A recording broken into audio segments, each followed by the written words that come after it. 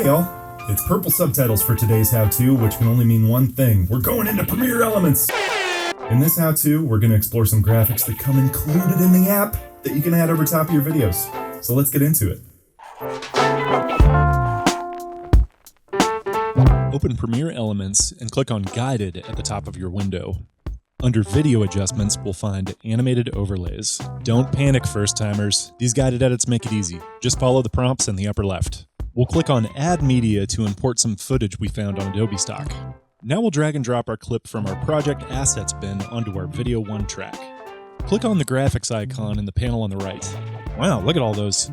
Drag one of the animated overlays onto the Video 2 track. We'll click on the Applied Effects icon to change the blending mode of the rain overlay. Screen will be a safe bet. Next, we'll change the length of our elk video to match the length of our rain overlay. After clicking through the rest of the prompts, we're ready for a preview. Hit the play button above the timeline. To blend the overlay a bit more with our elk video, we'll click on the Applied Effects icon and knock down the opacity of the rain using the slider.